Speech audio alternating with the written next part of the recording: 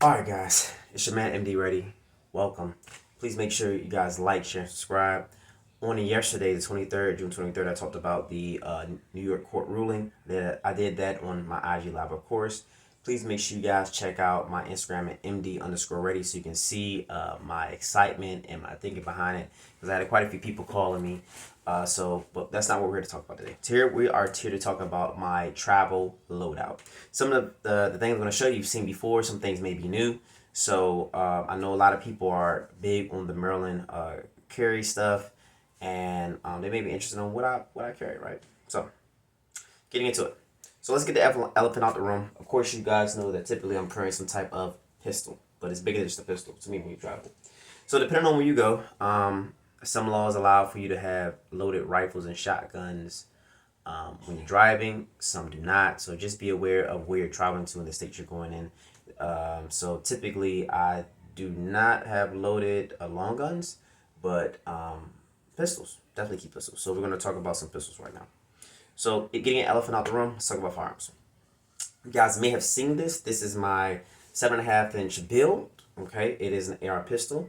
So typically when I have it stowed away, I'll have it stowed away, and you can see that it is it's clear, of course. So we can go ahead and shut the shame for a hot second. All right, cool. So when it is typically folded up in the back, have it folded up in such a fashion so it will not snag or get in the way of anything, right? Have it just like this. So you can see here in the front, there is a blast can on top of a 3-pronged muzzle device. So it's a little loud with the muzzle device, but once you put the blast can on there, it's like 2.25. It helps to mitigate some of that and push the blast away from you.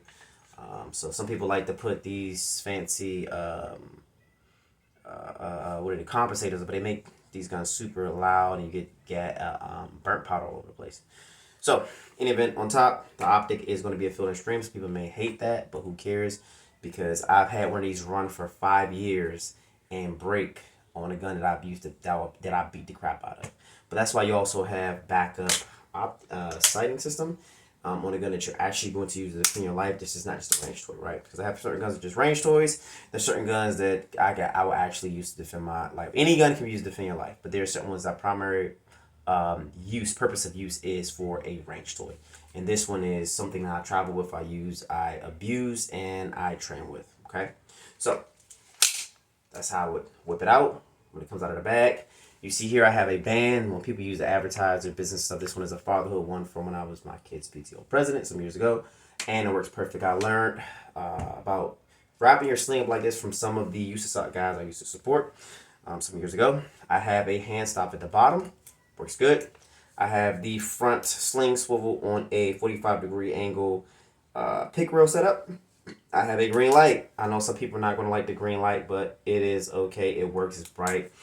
I love green lights, and it's a Kami night. Some may say, why don't you have stream lights? Some of my guns have stream lights. I have TRL. What is this? Yeah, stream light on this particular pistol that we're going to go over shortly. But for certain guns, the Common Nights work perfect. They're between 18 to 25 bucks on Amazon. I beat the hell out of these lights. And the ones that I have on my farms, they work perfect. So, moving forward, this is a Bear Creek Arsenal 7.5 upper. Okay, it is pretty violent, but this blast can does help push some of that blast away. I tend to like to have stuff a blast can when I'm shooting indoors for respect. For neighbors that shoot beside me, I prefer to shoot outdoors anyway, especially when shooting a rifle caliber firearm. Okay, so you see I have an SBA 3. Some people have SBA 4s. I do not like those at all.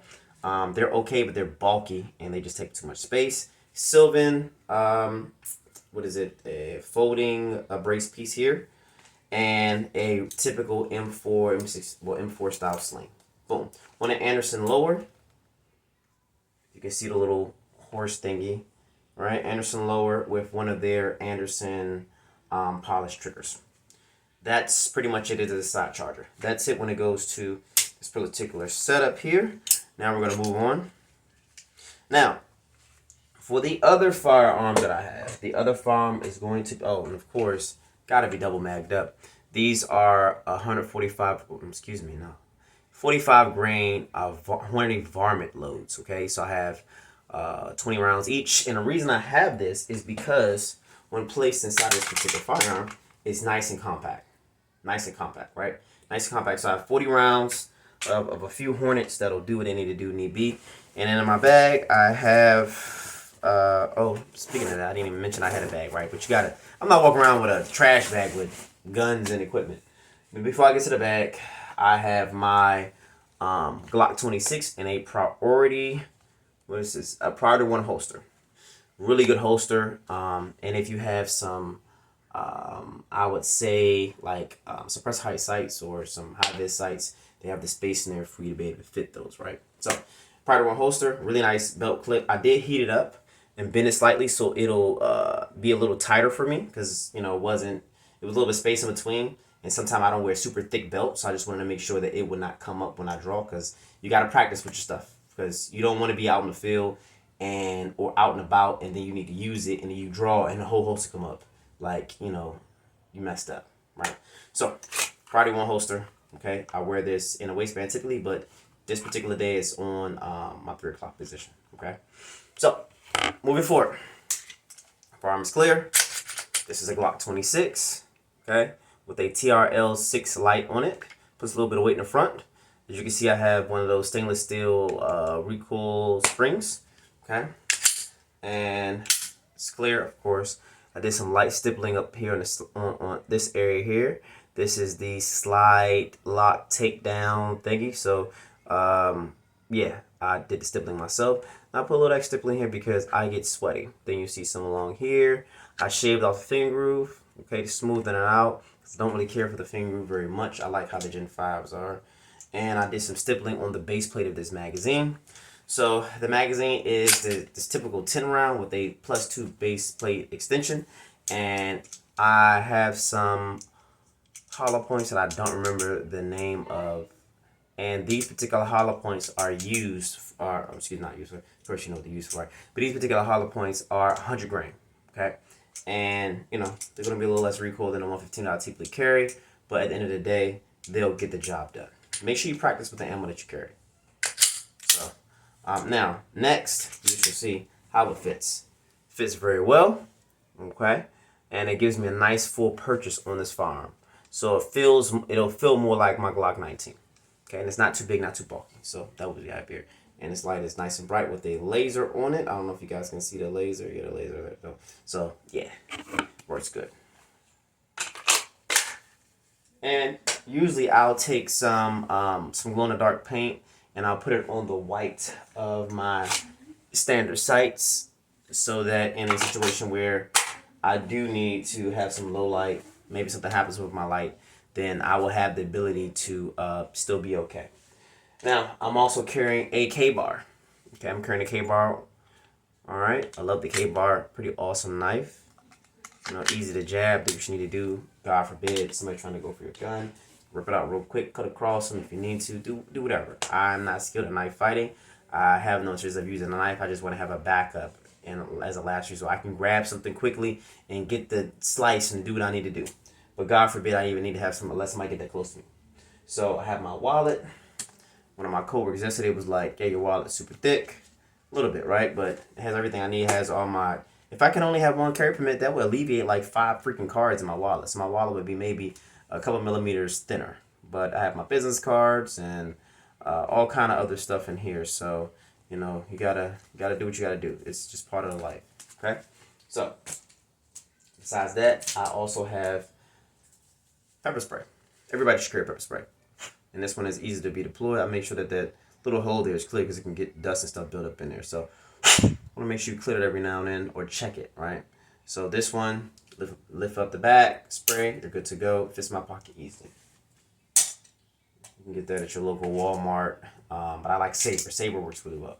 Then here I have a pocket baton. Some people might laugh. They might say, "What you need a pocket baton for?"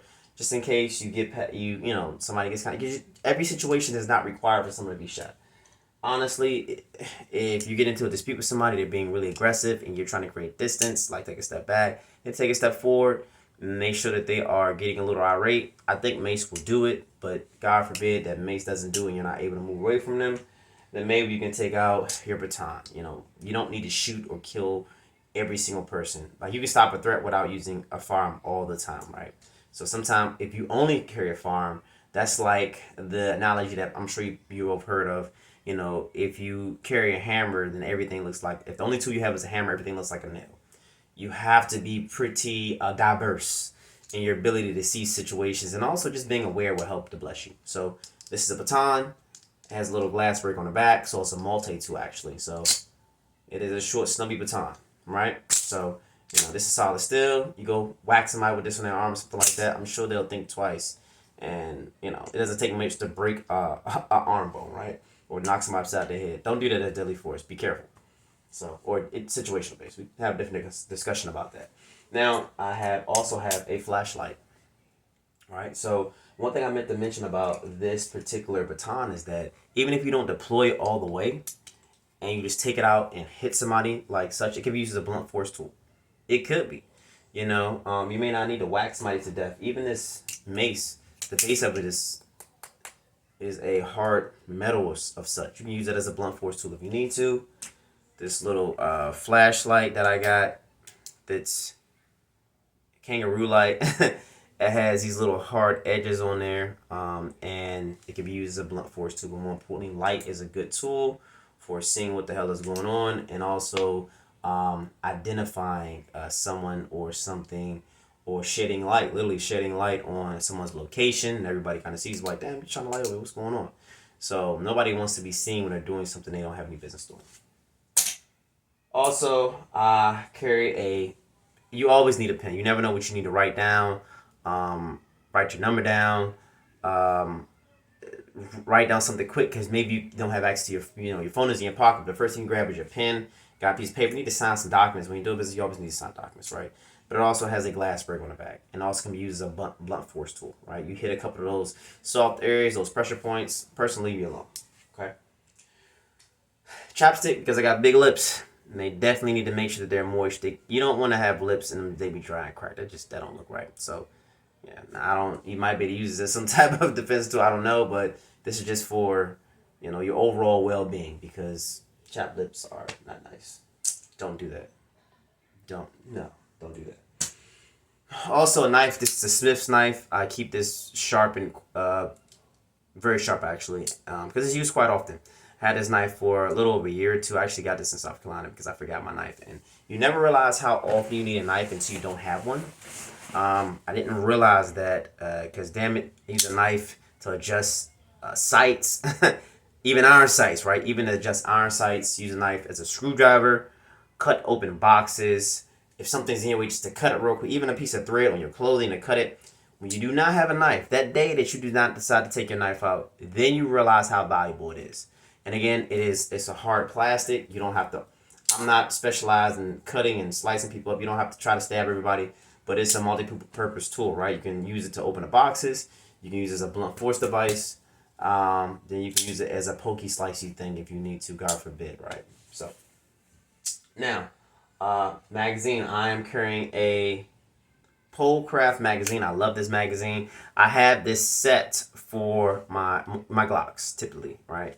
Because it's a lot of plastic, thick, bulky, but they fit these Glock magazines very well. This is a Glock 17 magazine with the 2-round base plate extension, so you get 19 rounds instead of 17.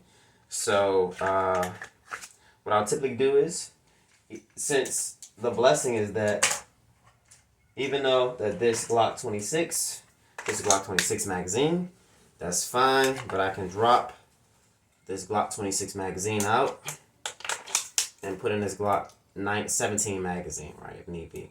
So, now, that's awesome. Good to do. What else am I missing? Oh, most importantly, the bag. I have a Vortex bag. They are not paying me. I have a couple of these bags, actually. I love the Vortex bag. The reason is because you can have like a helmet or something inside this front pouch. I have about, I have 6 magazines in here. So I have 6 magazines loaded up with 5.56. Yeah, this one, all of these are 5.56. But most of them are 55 grain, but I believe I do have some 62 grains in there. And guys, be aware of how your gun zeroes with whatever type of ammo you use. even down to your, even if you're carrying like a 9mm, be aware of how it's going to zero, because changing the grains, the weight, is going to possibly change the point of impact. Maybe not at a super close range, but it's definitely going to change the point of impact. I'm trying to see, because I know I thought I had some green tips in here. My cousin Antoine loves green tips. He thinks that's the solution to every. Okay, boom, I do. If things get sticky, got to see 2 grains. But my gun is 0.455 grains, so it could be a slight shift upon impact. And it's funny because I was listening to, I believe, the gentleman from Classic Firearms, and he was saying that when shooting the 62 grain tips with that steel penetrator, it doesn't mean that it's not an armor piercing round, as most people already know. It just has a steel penetrator that help it get through barriers a little bit better, right? So, but with a 7.5-inch barrel, it's lost so much velocity that it's not going to be as useful as shooting through a 16-inch. So it's not going to fragment as well, right? So, but it's still going to do some damage.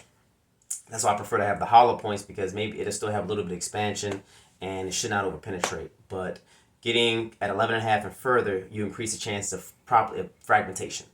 So, but getting off of that subject, yes, I do have my Vertex bag, and I also inside of here have I have a holster in case I want to put a gun, a little pistol or something in here. I have a holster that's Velcro here. Okay. Then I have a magazine pouch. Bro, you guys probably not able to see it all that well. And more importantly, another thing that I have in here, guys, is going to be, let's see if I can get to it, body armor. All right. So I believe this is only level 2. Just stock pistols, because I don't want anything super heavy. But the fact of the matter is, I still have body armor in here because I want to be able to not only provide a little bit of offense, right, but I want to defend myself in the best way I possibly can. If I can use it as a shield. And some of you guys may have seen where there have been videos out there where people have had a few magazines or so that can stop a 9mm bullet. So just as additional protection for my body armor, I do have magazines in there. 2 magazines actually in there to have some additional protection. Thought that I had something else that I'm missing. Wait, the most key thing is going to be some type of first aid. Now, I messed up, guys. So my first aid is in my other bag, but I do have a tourniquet. Now, is the tourniquet going to do a whole lot? Probably not, but at least if I create a hole, I have a way of not necessarily plugging it, but slowing down the bleeding. Yeah, so I messed up, guys. I have to make sure that I put my daggone first aid kit back in here. So don't be like me and miss out on your first aid kit because, you need it. So, because what if I'm not carrying my other bag? Then I screwed up. But at the end of the day, this is my setup. And it has a nice pocket in here in case I have my laptop too. Even though I have my laptop bag and it has other stuff in it that has first aid stuff in it as well. But I love this Vertex bag because it does what the heck it's supposed to do. And it does it very efficiently. I did not mean for this video to go this freaking far and this long. But I kind of want to give you guys an EDC update for when I go out of town. I am missing one important thing, and that is my small trauma kit. My little first aid boo-boo kit and all that good stuff. Has something to plug wounds, has some quick clock, has some gauze, all that stuff in there, but it's in my other bag and I need to put it in here. So with that being said, guys, that's my current loadout. How do you do your out of town EDC? Please let me know. Please make sure you like, share, and subscribe. Let me know if you thought this was useful or useless. But with the laws changing when it comes to carry permits, it's going to be coming down pretty quickly. I just wanted to show you guys what I do. Guys, please get some training. You can definitely message me or DM me or MD_ready if you want some consultation, private lessons, Maryland wear and carry, Maryland hanger qualification license, personal protection, security, whatever you need, hit me up. I got you. And if I'm not able to do it, I have a pool of resources that can also help you guys out. So let me know if this video was useful to you guys. As you can see, I'm in a slightly different scenery for the time being. But you guys have a blessed one, and y'all take care. All right. Peace.